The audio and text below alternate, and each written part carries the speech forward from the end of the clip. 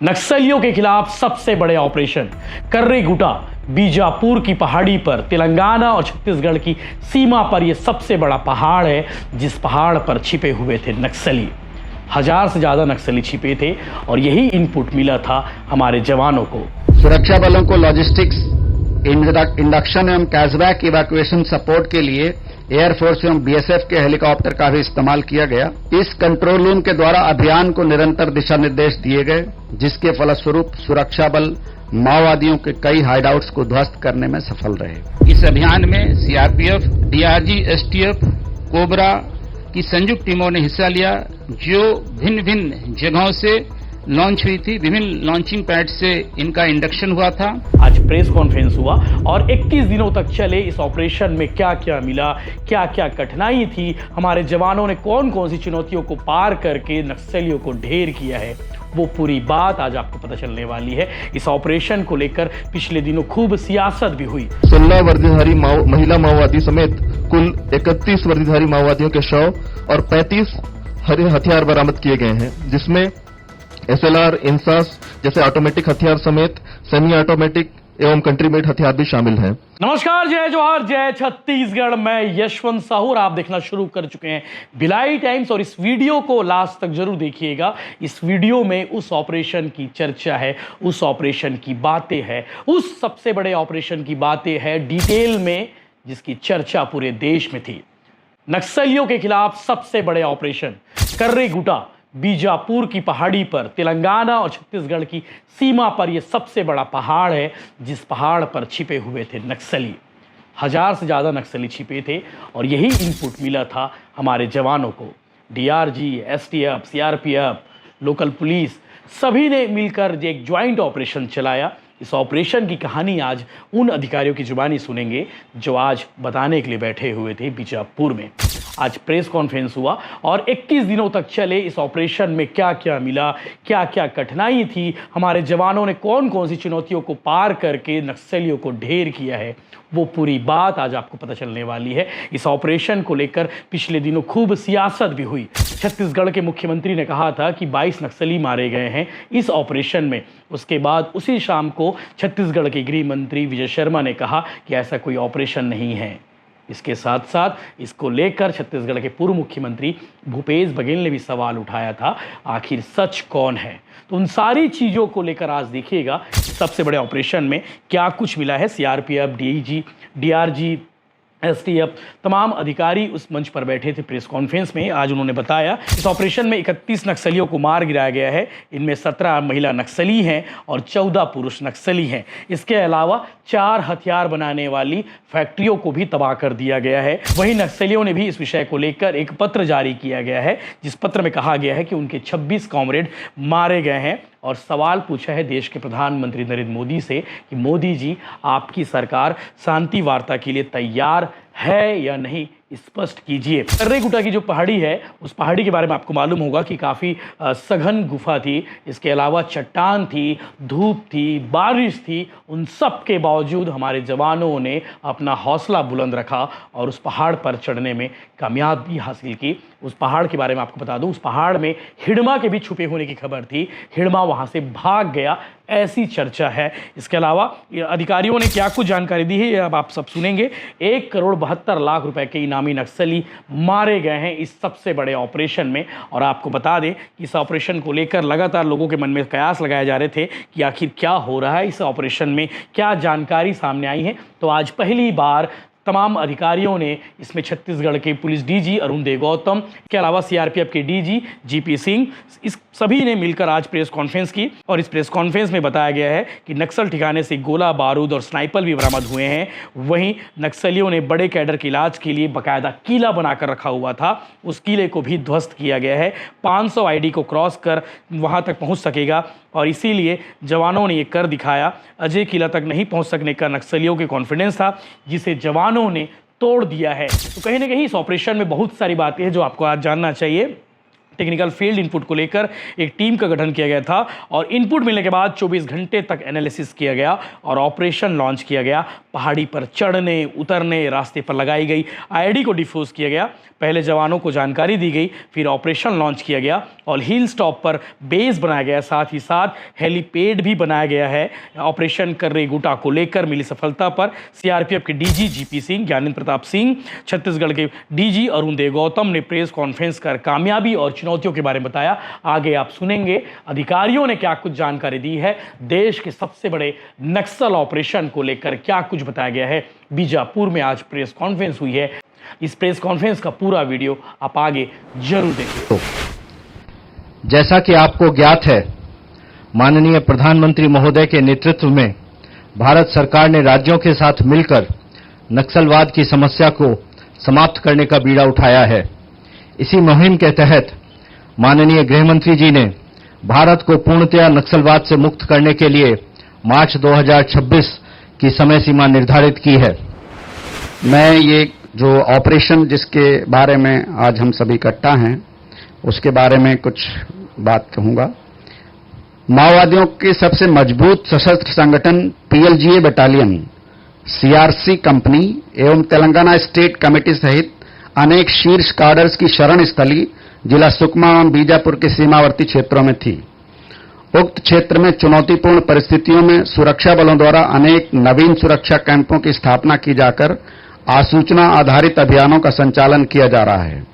सुरक्षा बलों का वर्चस्व बढ़ने के फलस्वरूप माओवादियों द्वारा यूनिफाइड कमांड का गठन किया गया है और उक्त स्थान से पलायन कर जिला बीजापुर छत्तीसगढ़ एवं जिला मुलुगु तेलंगाना की सीमा पर माओवादियों द्वारा अभेद समझे जाने वाले करे गुटालू पहाड़ पर शरण ली गई है। करे गुटालू पहाड़ लगभग 60 किलोमीटर लंबा और 5 किलोमीटर से लेकर 20 किलोमीटर तक चौड़ा अत्यंत दुष्कर पहाड़ी क्षेत्र है। उक्त पहाड़ी की भौगोलिक परिस्थिति काफी कठिन एवं चुनौतीपूर्ण है। माओवादियों द्वारा विगत 2.5 वर्ष में धीरे धीरे उक्त पहाड़ी में अपना बेस तैयार किया गया है, जिसमें उनके लगभग 350 आर्म्ड काडर सहित पीएलजीए बटालियन की टेक्निकल डिपार्टमेंट, टीडी यूनिट एवं अन्य महत्वपूर्ण संगठनों की शरण स्थली थी। केजीएच मतलब करेगोटालू हिल पर नक्सल विरोधी अभियान के लिए सीआरपीएफ, एसटीएफ एवं डीआरजी की संयुक्त टीमें बनाई गई। उनको कार्यक्षेत्र के बारे में विस्तृत ब्रीफिंग की गई और अप्रैल 21 को सुरक्षा बलों को ऑपरेशनल एरिया में इंडक्ट किया गया। अभियान के संचालन और सुपरविजन के लिए जिला, रेंज एवं मुख्यालय स्तर पर बीजापुर, जगदलपुर और रायपुर में सतत मॉनिटरिंग के लिए संयुक्त कंट्रोल रूम स्थापित किए गए। सुरक्षा बलों को लॉजिस्टिक्स, इंडक्शन एवं कैशबैक इवैक्यूएशन सपोर्ट के लिए एयरफोर्स एवं बीएसएफ के हेलीकॉप्टर का भी इस्तेमाल किया गया। इस कंट्रोल रूम के द्वारा अभियान को निरंतर दिशा निर्देश दिए गए, जिसके फलस्वरूप सुरक्षा बल माओवादियों के कई हाइडआउट्स को ध्वस्त करने में पहाड़ी पर संचालित अभियान में विभिन्न आसूचना एजेंसियों से प्राप्त टेक्निकल, ह्यूमन इंट एवं फील्ड इनपुट के कलेक्शन, कोलेशन एवं विश्लेषण के लिए एक मल्टी एजेंसी विशेष दल का गठन किया गया था, जिसके द्वारा प्राप्त आसूचनाओं के आधार पर ऑपरेशन की विस्तृत योजना बनाई गई एवं तदनुसार तैनात बलों की संख्या के संबंध में निर्धारण एवं उनका लगातार मोबिलाइजेशन एवं निर्धारित समयावधि में रिप्लेसमेंट किया गया। आसूचनाओं का 24/7 एनालिसिस की जाकर उन्हें फील्ड में ऑपरेशनल कमांडरों को रियल टाइम में भेजने की व्यवस्था की गई। आसूचनाओं में मात्र माओवादियों के मूवमेंट ही नहीं अपितु वहां के टेरेन, टोपोग्राफी, क्षेत्र के ग्रामों में माओवादियों के मददगार लोगों, हॉस्टिलिटी ऑफ पॉपुलेशन, पहाड़ी पर चढ़ने एवं उतरने के रास्तों, एंट्री एवं एग्जिट रूट एवं सुरक्षा बलों की वापसी के रास्तों पर बड़ी संख्या में लगाए गए आईडी एवं माओवादी कैडर के इंट्रोगेशन रिपोर्ट के आधार पर उक्त बाधाओं से बचाव के संबंध में लगातार आसूचनाएं रियल टाइम बेसिस पर फील्ड ट्रूप्स को उपलब्ध कराई गई, जिसके कारण सुरक्षा बलों को न केवल माओवादियों, उनके हाइडआउट्स एवं डंप का पता चला, बल्कि कई मौकों पर सुरक्षा बलों को आईडी से बचाव भी संभव हो पाया। इन आसूचनाओं के आधार पर सुरक्षा बलों द्वारा बड़ी संख्या में आईडी, बीजीएल सेल एवं बड़ी मात्रा में विस्फोटक सामग्रियों को बरामद करने में सफलता हासिल हुई। यह अभियान अब तक का सबसे बड़ा व्यापक एवं समन्वित माओवादी विरोध अभियान है, जो कि राज्य एवं केंद्र की विभिन्न एजेंसियों के एक प्लेटफॉर्म पर समन्वित एवं सामंजस्य पूर्वक कार्य करने का एक बेहतर हुई। उक्त अभियान के फलस्वरूप माओवादियों के सशस्त्र पीएलजे बटालियन की क्षमता छिन्न हुई है, सशस्त्र इकाइयां छोटे छोटे इकाइयों में विभक्त हुए हैं एवं शीर्ष कार्डर्स डिसलोकेट हुए हैं। इस ऐतिहासिक अभियान के एक्शन प्लान के क्रियान्वयन के लिए बड़ी संख्या में बलों, इक्विपमेंट एवं अन्य लॉजिस्टिक का मोबिलाइजेशन बड़े ही प्रोफेशनल तरीके से किया गया। अभियान में शामिल विभिन्न सुरक्षा बलों की ब्रीफिंग विभिन्न स्तरों पर संयुक्त रूप से की गई तथा गठित विशेष दल से प्राप्त आसूचनाओं के बारे में समय समय पर उन्हें जानकारी दी गई। संयुक्त ब्रीफिंग में मुख्य रूप से केजीएच कुरुगुट्टल हिल के टफ एवं चैलेंजिंग टेरेन, अंडुलेटिंग ट्रेन, छुपने की सैकड़ों की संख्या में गुफाएं, एम्बुश पॉइंट एवं आईडी के खतरों से उन्हें लगातार आगाह किया गया। सुरक्षा बलों को विभिन्न क्षेत्रों से इंडक्ट करते हुए उन्हें एरिया ऑफ ऑपरेशन के बारे में विस्तृत जानकारी दी गई, जिससे कि अभियान में शामिल विभिन्न बलों में कोई भी कंफ्यूजन की स्थिति निर्मित न बने।